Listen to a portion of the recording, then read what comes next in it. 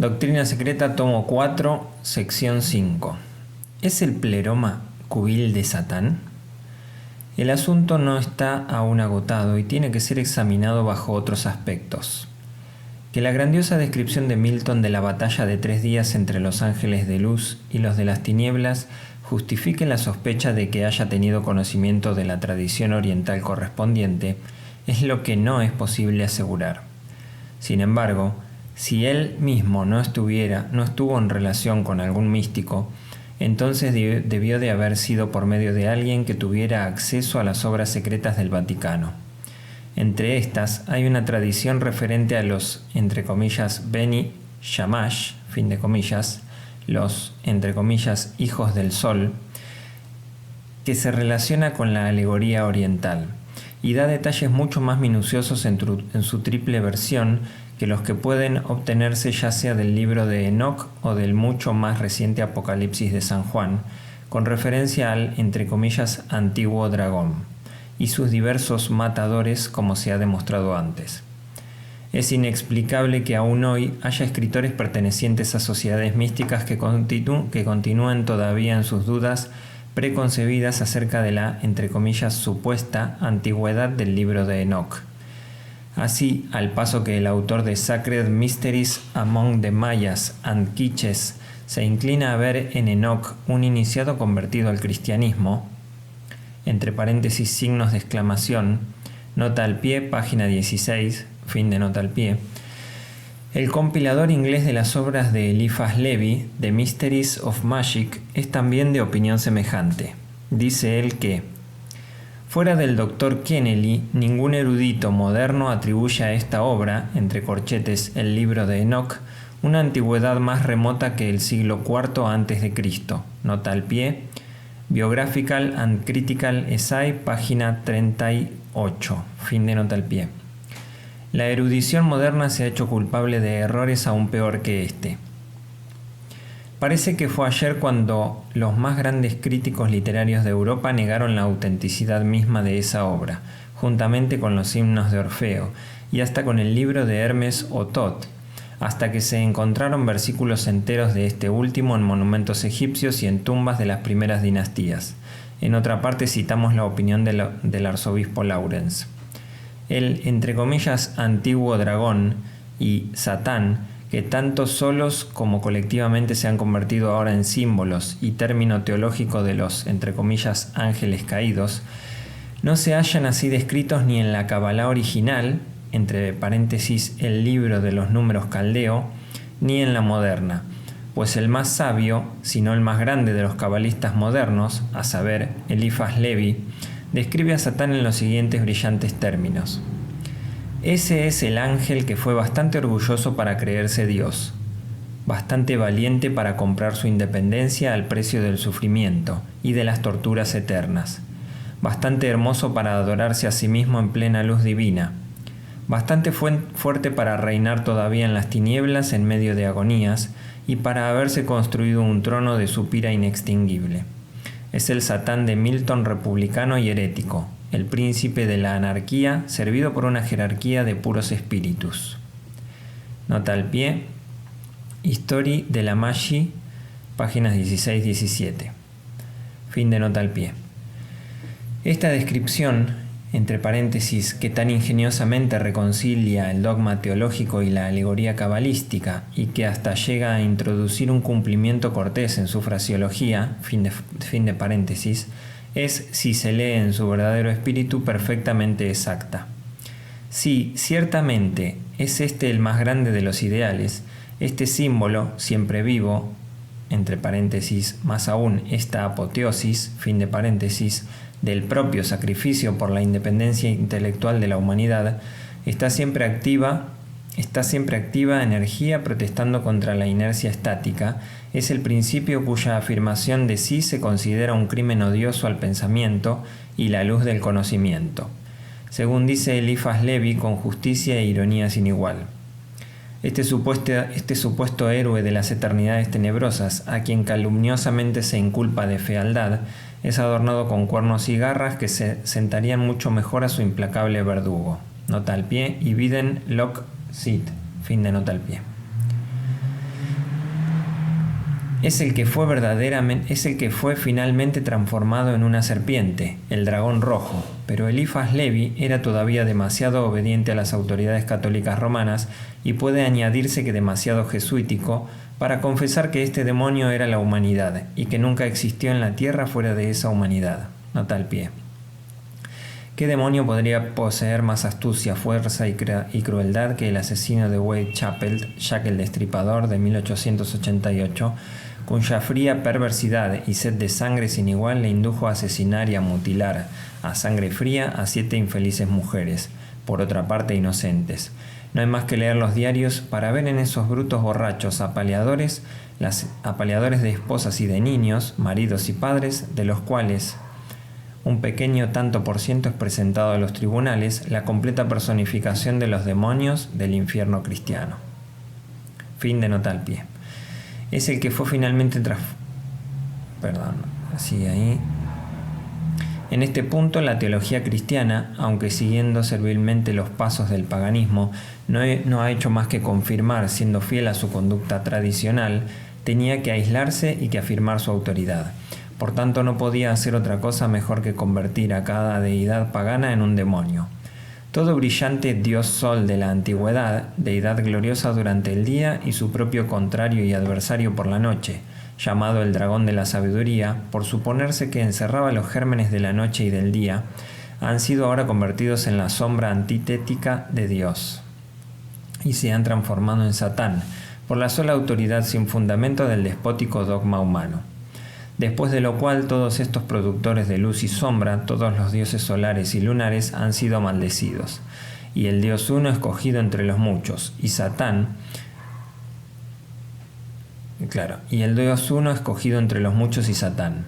han sido arribos antropomorfizados. Pero la teología parece haber olvidado la facultad humana de discernir y analizar, por último, todo lo que artificialmente se le obliga a reverenciar. La historia muestra que en todas las razas y hasta tribus, especialmente en las naciones semíticas, hay el impulso natural de exaltar a su propia deidad de tribu sobre todas las demás, a la hegemonía de los dioses, y ella prueba que el Dios de los israelitas no era más que uno de estos dioses de tribu.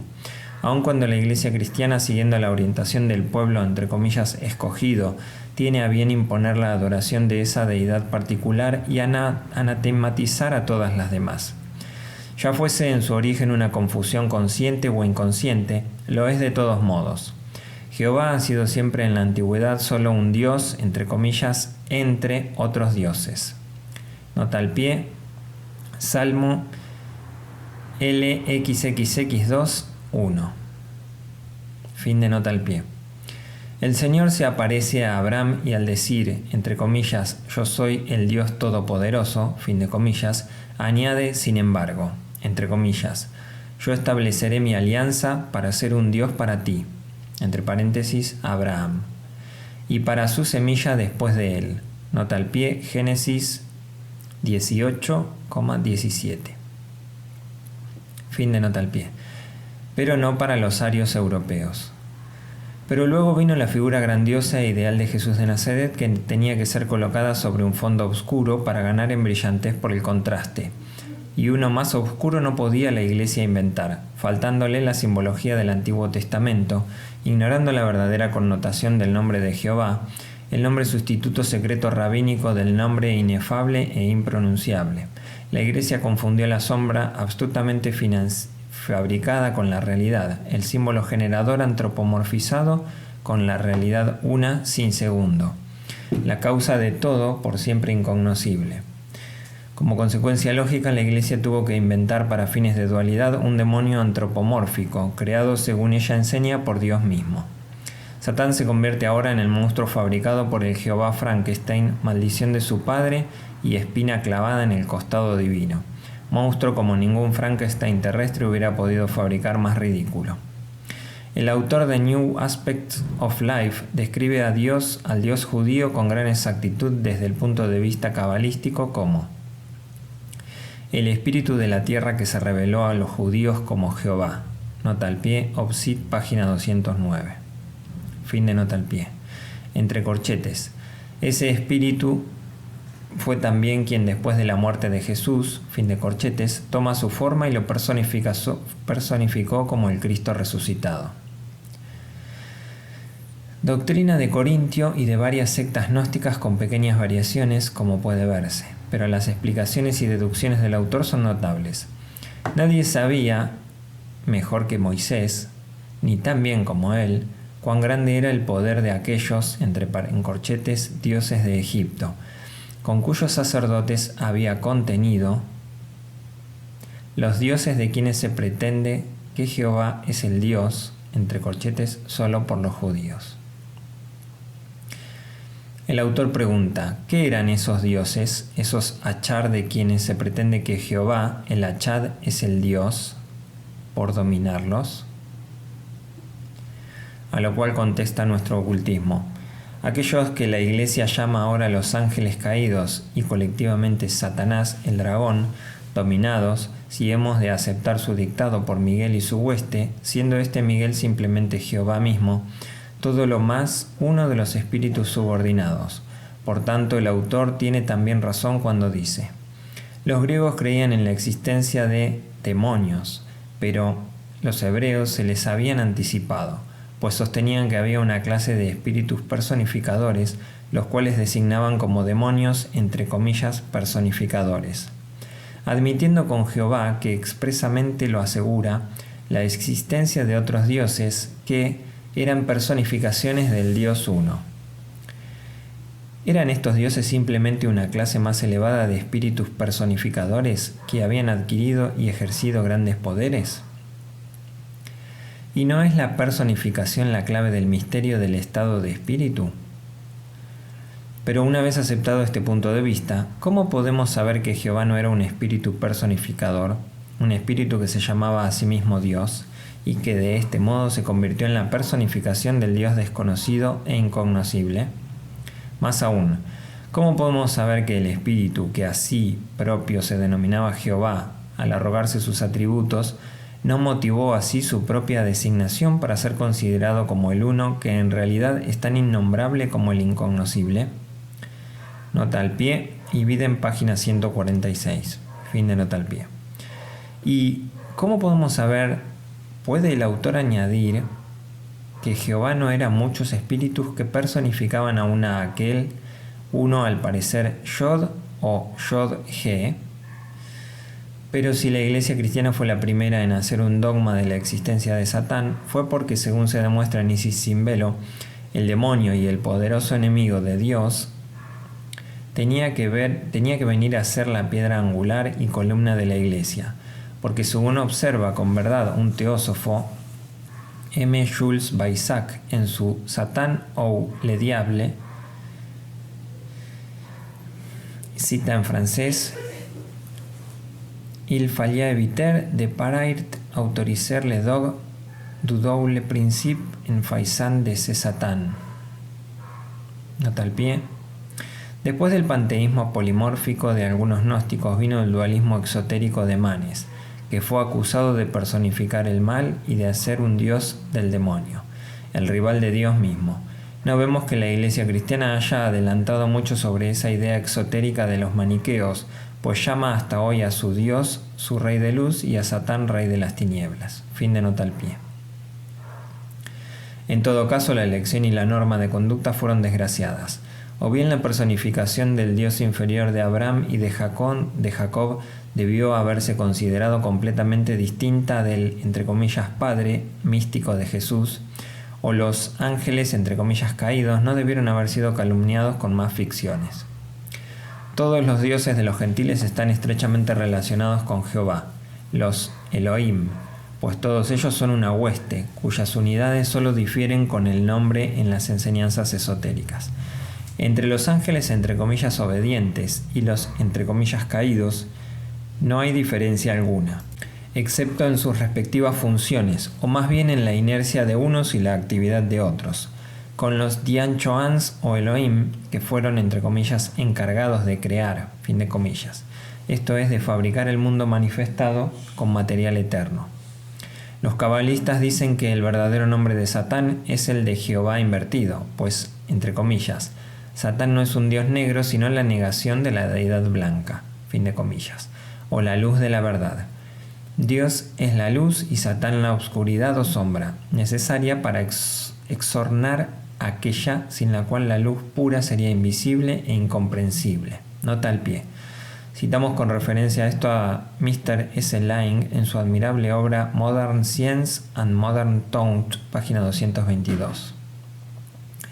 De este dilema, entre paréntesis, la existencia del mal en el mundo, fin de paréntesis, no hay escape a menos que abandonemos la idea de un Dios antropomórfico y adoptemos francamente el concepto científico de una causa primera, inescrutable e incomprensible, y de un universo cuyas leyes podemos encontrar, pero de cuya esencia real no sabemos nada. Y solo podemos sospechar o discernir débilmente una ley fundamental que pueda hacer de la polaridad del bien y del mal una condición necesaria de la existencia. Si la ciencia conociera la verdadera esencia, en lugar de no saber nada de ella, la débil sospecha se convertiría en la certidumbre de la existencia de semejante ley y el conocimiento de que esta ley está relacionada con el karma. Fin de nota al pie. Para los iniciados, dice Eliphas Levi, el demonio no es una persona sino una fuerza creadora del bien y del mal.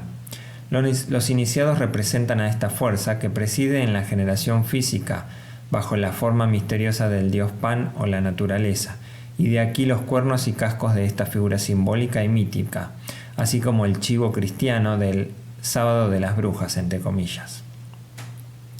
También respecto de este punto, los cristianos han olvidado imprudentemente que el chivo fue asimismo la víctima elegida para la expiación de todos los pecados de Israel, que el macho cabrío era indudablemente la víctima sacrificada, el símbolo del gran misterio de la tierra, la, entre comillas, caída en la generación.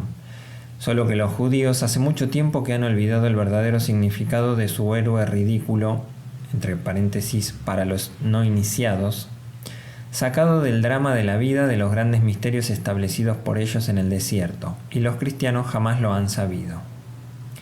Eliphas Levi trata de explicar el dogma de su iglesia por medio de paradojas y metáforas, pero muy pobre resulta su éxito ante los muchos volúmenes escritos por piadosos de monólogos católicos romanos, bajo la aprobación y auspicios de Roma en nuestro siglo XIX.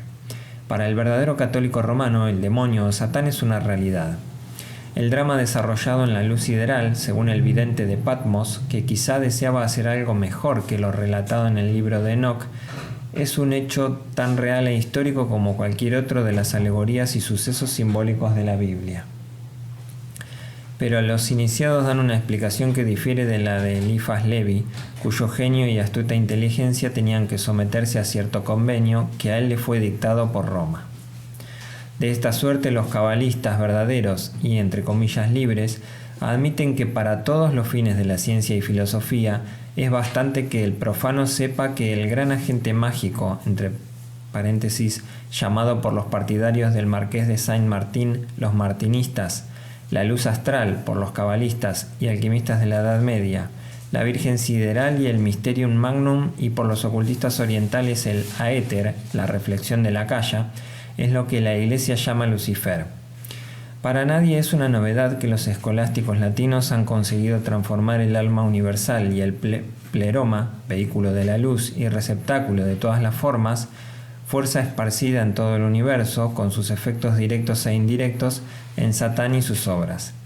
Pero ahora aquellos escolásticos se preparan a comunicar al profano antes mencionado hasta los secretos aludidos por Eliphas Levi, sin explicación adecuada alguna, a pesar de que la norma de conducta de este último, de emplear revelaciones veladas, solo puede conducir a mayores supersticiones y errores. ¿Qué puede, a la verdad, sacar en limpio un estudiante de ocultismo que sea principiante de las siguientes sentencias altamente poéticas de Eliphas Levi, pero tan apocalípticas como los escritos de cualquier alquimista? Lucifer, entre corchetes, la luz astral, es una fuerza intermedia que existe en toda la creación. Sirve ella para crear y para destruir, y la caída de Adán fue una intoxicación erótica que ha convertido a su generación en esclava de esta luz fatal. Toda pasión sexual que domina nuestros sentidos es un torbellino de esta luz que trata de arrastrarnos hacia el abismo de la muerte. La locura, las alucinaciones, las visiones, los éxtasis son todas formas de una excitación muy peligrosa debido a este fósforo interior. Entre corchetes, signo de interrogación. Finalmente, la luz es de la naturaleza del fuego, cuyo uso inteligente calienta y vivifica, y cuyo exceso, por el contrario, disuelve y aniquila. De esta suerte, el hombre está llamado a asumir un imperio soberano sobre esta luz, entre corchetes, astral, conquistando con ello su inmortalidad, y al mismo tiempo está amenazado de intoxicarse y de ser absorbido y eternamente destruido por ella. Esta luz, por tanto, toda vez que es devoradora, vengativa y fatal, sería así en realidad el fuego del infierno, la serpiente de la leyenda, los errores atormentadores de que está llena, las lágrimas y el rechinamiento de dientes de los seres abortados que devora, el fantasma de la vida que se les escapa y que parece burlarse e insultar su agonía. Todo esto sería el demonio o Satán verdaderamente. Nota al pie. Akasha no es el éter de la ciencia como lo traducen algunos orientalistas. Historia de la magia, páginas 196-197. En todo esto no hay nada falso, nada salvo una superabundancia de metáforas mal aplicadas, como por ejemplo en la aplicación del mito de Adán para la ilustración de los efectos astrales. Akasha, nota al pie. Akasha no es el éter de la ciencia como lo traducen algunos orientalistas. Fin de nota al pie. La luz astral puede definirse en pocas palabras. Es el alma universal, la matriz del universo, el mysterium magnum del cual nace todo lo que existe por separación o diferenciación. Es la causa de la existencia. Llena todo el espacio infinito, es el espacio mismo, en un sentido o sus principios sexto y séptimo a la vez. Nota al pie. Johann Strittheim, el abad de Spanheim, el astrólogo y cabalista más grande de su tiempo, dice: el arte de la magia divina consiste en la facultad de percibir la esencia de las cosas en la luz de la naturaleza, luz astral, y en usar los poderes del alma para producir cosas materiales procedentes del universo invisible, y en tales operaciones, lo de arriba y lo de abajo tienen que juntarse y hacer que actúen armoniosamente. El espíritu de la naturaleza, la luz astral, es una unidad que crea y forma todo y que actuando por medio del hombre puede producir cosas maravillosas. Tales procesos tienen lugar con arreglo a la ley. Conoceréis la ley por la cual se verifican estas cosas si aprendéis a conoceros a vosotros mismos. Los conoceréis por el poder del espíritu que está en vosotros, y la llevaréis a efecto mezclando vuestro espíritu con la esencia que se desprende de vosotros. Si deseáis tener éxito en tal labor, tenéis que aprender a separar el espíritu y la vida en la naturaleza, y además a separar el alma astral en vosotros y hacerla tangible. Y entonces la sustancia del alma aparecerá visible y tangible, hecha objetiva por el poder del espíritu. Citado en Paracelsus del Dr. Franz Hartmann, páginas 164 y 65. Fin de nota al pie. Pero como finita en lo infinito, en lo que a la manifestación concierne, esta luz debe tener su aspecto sombrío, como ya se ha observado, y como lo infinito jamás puede ser manifestado, de aquí que el mundo finito tenga que contentarse con solo la sombra, atraída con sus acciones sobre la humanidad, y que los hombres atraen y ponen en actividad. De modo que al paso que la luz astral es la causa universal en su unidad no manifestada e infinita, se convierte respecto de la humanidad simplemente en los efectos de las causas producidas por los hombres en sus vidas pecadoras. No son sus brillantes moradores, ya se llamen espíritus de la luz o de las tinieblas, los que producen el bien y el mal, sino que la humanidad misma es la que determina la inevitable acción y reacción del gran agente mágico. La humanidad es la que se ha convertido en la serpiente del Génesis, entre comillas, causando así diariamente y a cada hora la caída y el pecado de la, entre comillas, Virgen Celestial, la cual se convierte de este modo en madre de dioses y de demonios a un mismo tiempo, pues ella es la deidad siempre amante y benéfica para todos los que conmueven su alma y su corazón. En lugar de atraer hacia sí su esencia sombría manifestada, llamada por Eliphas Levi la luz fatal, que mata y destruye. La humanidad en sus unidades puede exceder y dominar sus efectos, pero tan solo por la santidad de vida y produciendo buenas causas. Tiene ella poder únicamente sobre los principios inferiores manifestados, sombra de la deidad desconocida e incognoscible en el espacio. Pero en antigüedad y realidad, Lucifer o Luciferus es el nombre de la entidad angélica que preside sobre la luz de la verdad como sobre la luz del día. En el gran evangelio valentiano, Pistis Sophia, se enseña que de los tres poderes que emanan de los santos nombres de los tres poderes triples, Tridugameic, el de Sofía, el Espíritu Santo, según estos gnósticos, los más instruidos de todos, reside en el planeta Venus o Lucifer. De esta suerte, para el profano, la luz astral puede ser Dios y demonio a la vez. Demont est Deus inversus, lo que es como decir que en cada punto, en el espacio infinito, palpitan las corrientes magnéticas y eléctricas de la naturaleza animada, las ondas productoras de la vida y de la muerte, pues la muerte en la tierra se convierte en vida en otro plano.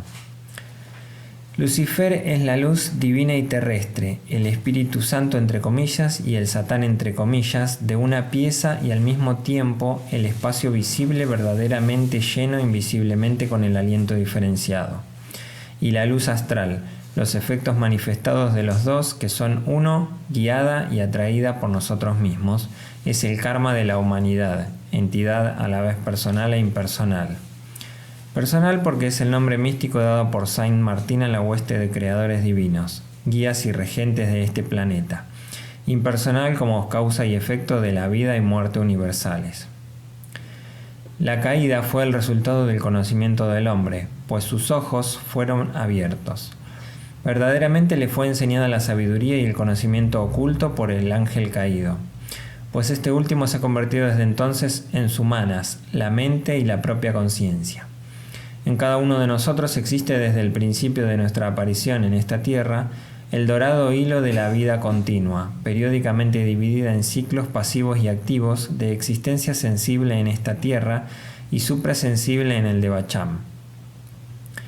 Es el Sutratma, el hilo luminoso de la mónada impersonal inmortal, en el cual se engarzan como otras tantas cuentas nuestras vidas terrestres o egos transitorios, según una hermosa expresión de la filosofía vedantina.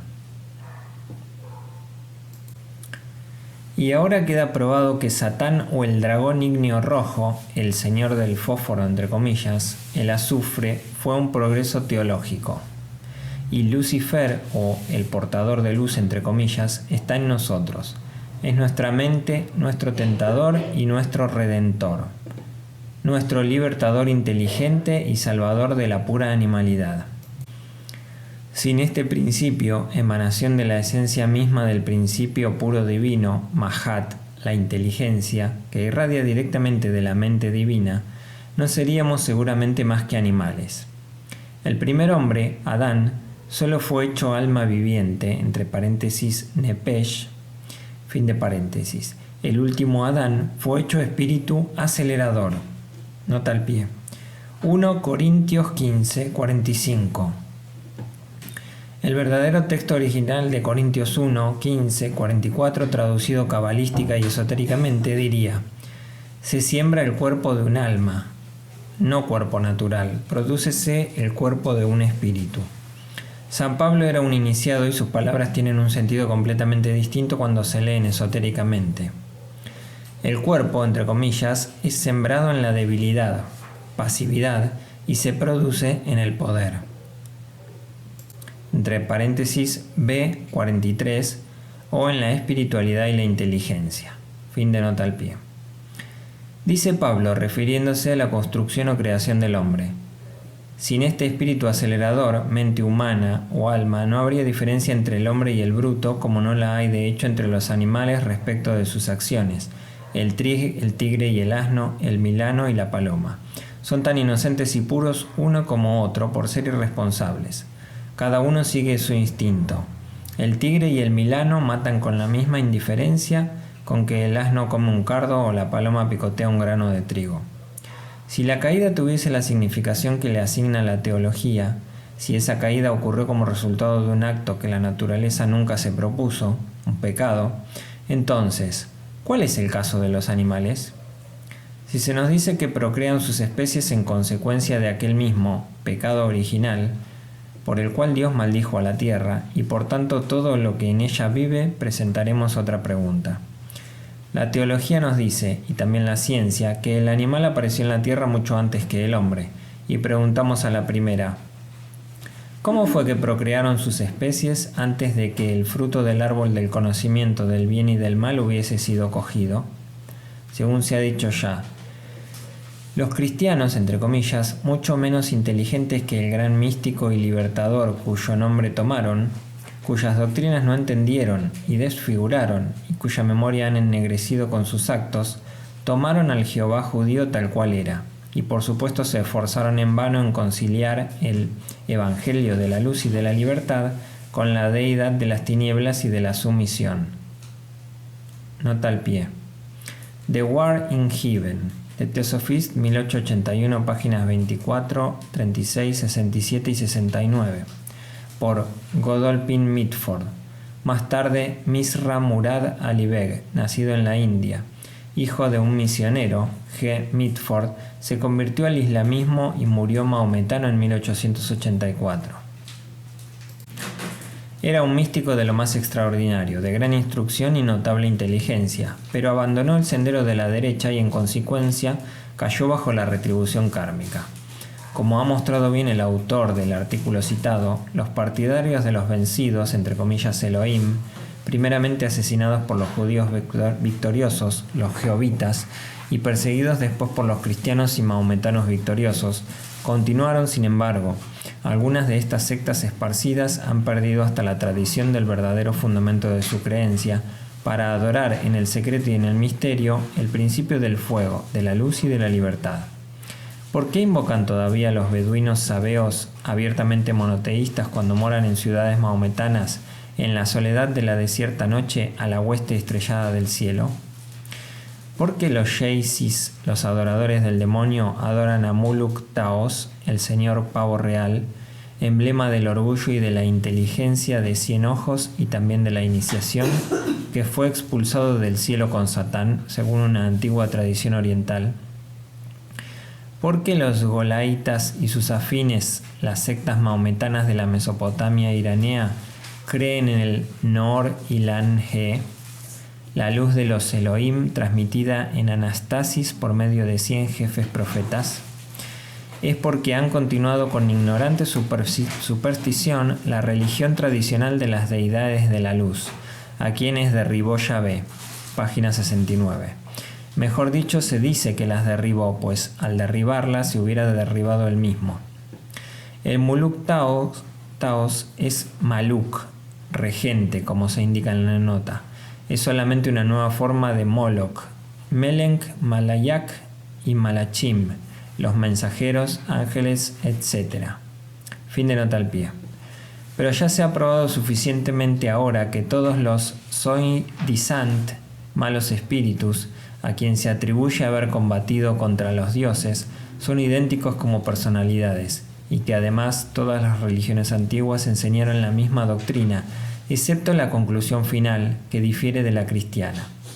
Los 7 dioses primordiales tenían todos un estado doble, uno esencial, el otro accidental.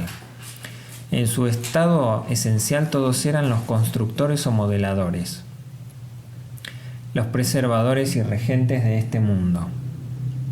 Y en el estado accidental, revistiéndose de corporeidad visible, descendían a la tierra y reinaban en ella, como reyes e instructores de las huestes inferiores que habían encarnado nuevamente en ellas como hombres. Así pues, la filosofía esotérica muestra que el hombre es la verdadera deidad manifestada en sus dos aspectos, bueno y malo, el bien y el mal, pero la teología no puede admitir esta verdad filosófica.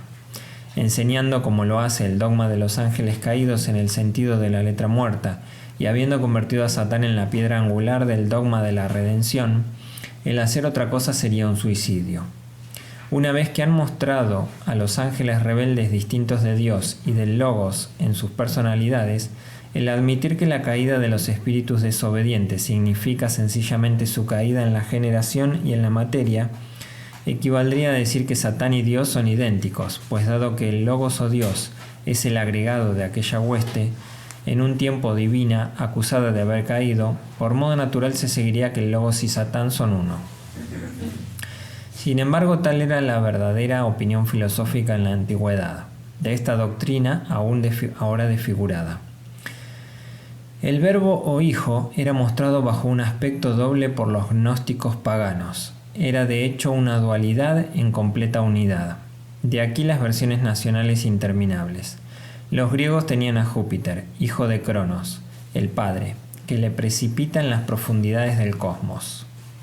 Los arios tenían a Brahma, en la teología última, precipitado por Shiva en el abismo de las tinieblas, etc. Pero la caída de todos estos logos y demiurgos de su posición exaltada primitiva contenía en todos los casos una misma significación esotérica. La maldición, en su sentido filosófico, de encarnarse en esta tierra, peldaño inevitable en la escala de la evolución cósmica. Ley kármica altamente filosófica y apropiada, sin la cual la presencia del mal en la tierra hubiese permanecido por siempre un misterio cerrado a la comprensión de la verdadera filosofía. Es decir, como hace el autor de Spirits Tombes Despiens, que puesto que al cristianismo se le apoya en dos columnas, la del mal, Ponrou, y la del bien, Agagou, en dos fuerzas, en una palabra, A2 Gakai Kai Kakai Duameik. De ahí que si se suprime el castigo de las fuerzas malas, la misión protectora de los poderes buenos no tendría ni valor ni sentido. Es expresar el absurdo más antifilosófico. Si él es apropiado al dogma cristiano y lo explica, en cambio oscurece los hechos y las verdades de la sabiduría primitiva de las edades. Las prudentes alusiones de Pablo tienen todas el significado verdadero esotérico, y fueron necesarios siglos de casuística escolástica para darles el falso colorido de las actuales interpretaciones. El Verbo y Lucifer son uno en su aspecto dual, y el príncipe del aire, Princeps Acris Ujus, no es el dios de aquella época, entre comillas, sino un principio imperecedero.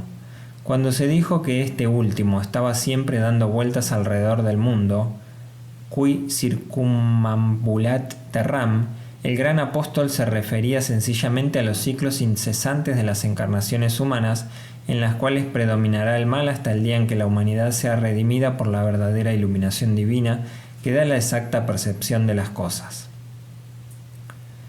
Es fácil de figurar expresiones vagas escritas en lenguas muertas y largo tiempo olvidadas, y presentarlas mañosamente a las masas ignorantes como verdades y hechos revelados. La identidad del pensamiento y del significado es lo primero que choca al hombre estudioso en todas las religiones que mencionan la tradición de los espíritus caídos. Y en esas grandes religiones no hay una que deje de mencionarla y de describirla en una forma u otra. Así, Wang Ti, el gran espíritu, ve a sus hijos que había adquirido sabiduría activa, caer en el valle del dolor. Su jefe, el dragón volador, habiendo bebido de la ambrosía prohibida, cayó en la tierra con su hueste, reyes. En el Send Avesta, Angra Mainyu Ahriman, rodeándose de fuego, las llamas de las estancias, trata de conquistar los cielos. Nota al pie: lo mismo hacen todos los yogis y hasta los cristianos, pues hay que conquistar el reino de los cielos por la violencia, se nos enseña. ¿Por qué pues semejante deseo ha de hacer de nadie un demonio? Fin de nota al pie. Cuando Ahura Mazda, descendiendo del cielo sólido en que habita, para ayudar a los cielos que giran en el tiempo y el espacio, los mundos manifestados de ciclos, inclusive los de encarnación, y a los Amshaspens, los 7 Srabaj brillantes acompañados de sus estrellas, lucha con Ahriman y los devas vencidos caen en la tierra juntamente con él. Nota al pie, Akkad des Inscript 39.690. En el Vendidad, los Daevas son llamados malhechores, entre comillas, y se les muestra precipitándose en las profundidades del mundo del infierno, entre comillas, o la materia. Nota al pie. Fargard 19.547. Traducción de Darmesteter, Sacred Book of the East, volumen 4, página 218. Fin de nota al pie. Esta es una alegoría que muestra a los devas obligados a encarnar, una vez que se separaron de su esencia padre, o en otras palabras, después que la unidad se convirtió en múltiple, después de la diferenciación y manifestación. Tifón, el pitón egipcio, los titanes, los suras y asuras, todos pertenecen a la misma leyenda de espíritus poblando la tierra. No son ellos, entre comillas, demonios encargados de crear y organizar este universo visible, sino los modeladores o, entre comillas, arquitectos de los mundos y los progenitores del hombre. Son los ángeles caídos metafóricamente, los espejos de la sabiduría eterna, entre comillas. ¿Cuál es toda la verdad, así como el significado esotérico acerca de este mito universal? Toda la esencia de la verdad no puede transmitirse de la boca al oído, ni tampoco puede la pluma describirla, ni aún la del ángel registrador, a menos que se encuentre la contestación en el santuario del propio corazón, en las profundidades más recónditas de la intuición divina. Es el séptimo gran misterio de la creación, el primero y el último, y los que lean el Apocalipsis de San Juan pueden encontrar su sombra oculta bajo el séptimo sello.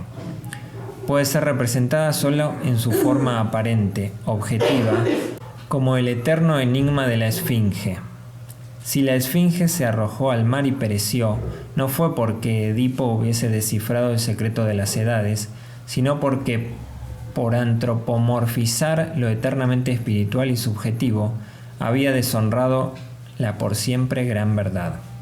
Por tanto, nosotros solo podemos darla desde sus planos filosófico e intelectual, abiertos respectivamente con 3 llaves, pues las 4 últimas de las 7 que abren de par en par los portales de los misterios de la naturaleza están en manos de los más altos iniciados y no pueden divulgarse a las masas, por lo menos en este siglo. La letra muerta es en todas partes la misma.